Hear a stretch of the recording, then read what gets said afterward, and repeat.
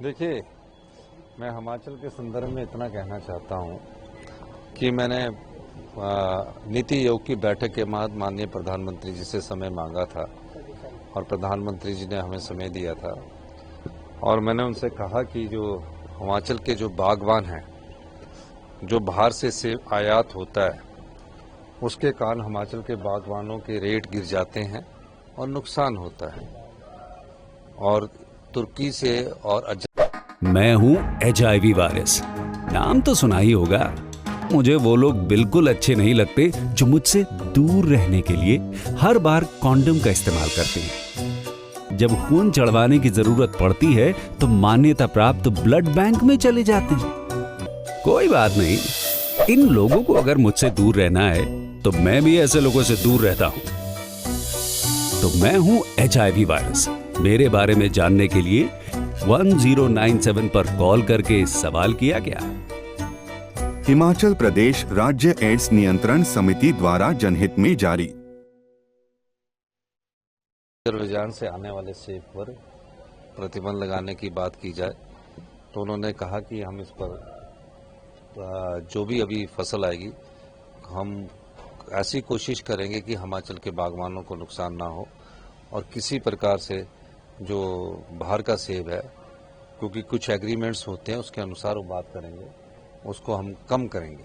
तो मेरा मानना है कि इस दिशा में हमारे को सफलता मिली है। उसके अलावा मैंने माननीय प्रधानमंत्री जी से कांगड़ा एयरपोर्ट की बात की, कांगड़ा एयरपोर्ट की एक्सपेंशन की बात की।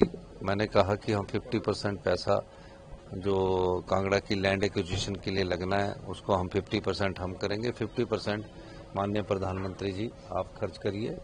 और जब ये प्रोजेक्ट बनना होगा, 3 प्रोजेक्ट बनने होंगे, 3 पार्टी इसमें इन्वॉल्व होगी, एयरपोर्ट अथॉरिटी ऑफ इंडिया और हिमाचल प्रदेश सरकार और या कोई तीसरा प्राइवेट पार्टी है, तो इस प्रकार की लैंड पर एयरपोर्ट बनना चाहिए। इस संदर्भ में बात हुई और मैंने ये भी कहा कि जो हमारी पावर प्रोजेक्ट्स है, चाहे वो NTPC ने बनाया है, चाहे वो NHPC ने बनाया है, चाहे वो SJVN ने बनाया है, उसमें 12% फ्री रॉयल्टी उनके नेशनल पॉलिसी है। जो 12% फ्री रॉयल्टी मिलती है वो कंपनियां अपने प्रॉफिट से नहीं देती, वो कंज्यूमर के से लेकर देती है।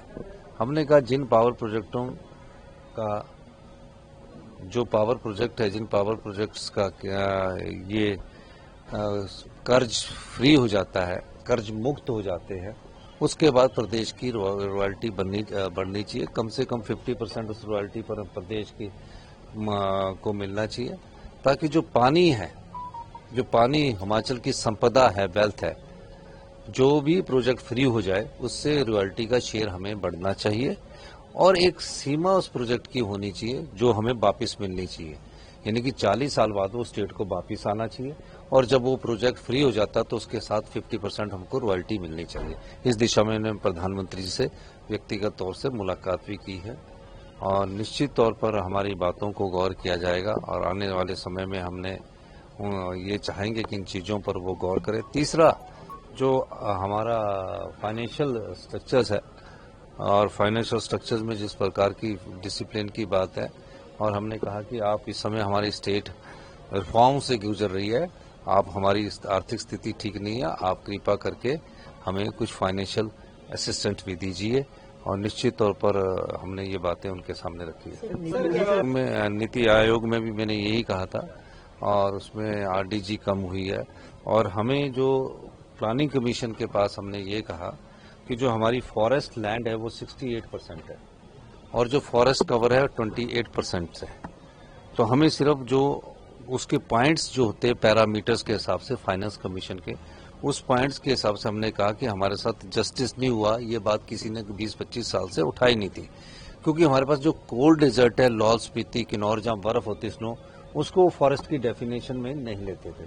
तो उस बात को भी मैंने नीति आयोग की बैठक में उठाया था। हिमाचल उठाए हुए हैं, लेकिन SC वर्सेस DGP की लड़ाई बार बार सामने आती है। इस मामले में विमल नेगी हत्याकांड में भी वही चीज सामने आ रही है।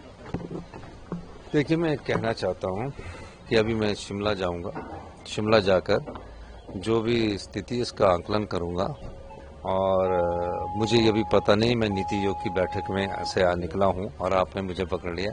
जैसे मुझे कुछ पता लगेगा मैं आपसे बात करूंगा। हमारा जो मोबाइल था वो 5 बजे तक अंदर ही रखा हुआ, बाहर रखा हुआ था, हम मोबाइल भी नहीं ले गए। तो मुझे अभी चलते चलते पता लगी। जब तक मैं पूरी वारदात सुन नहीं लेता तब तक मैं क्या जवाब दूं। धन्यवाद। एक टूरिज्म डेस्टिनेशन डेवलप हो, ये भी कहा गया है।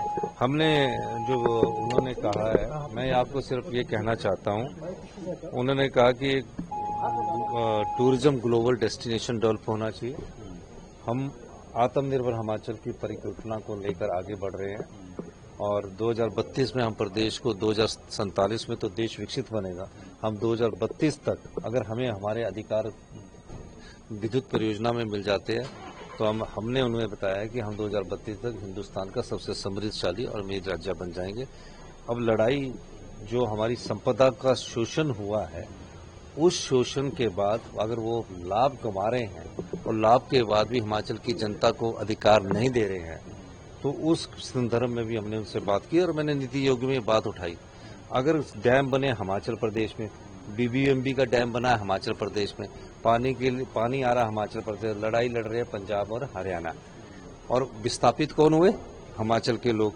और आज तक पौंग डैम विस्थापित हो, भाखड़ा बांध विस्थापित हो, पूरा बिलासपुर शहर हमारा इस बीबीएमबी में डूब गया था। और जो हमें पट्टे मिले थे वो जैसलमेर में मिले थे, आज तक वो पट्टे नहीं मिले। तो 10 झेले हिमाचल की जनता। और जब देश पर कुर्बान करने की बात आए तो जनसंख्या के आधार पर ना जाकर भी पूरे देश में 4 परमवीर चक्र हिमाचल के लोगों ने इस देश की एकता और अखंडता के लिए बलिदान दिया।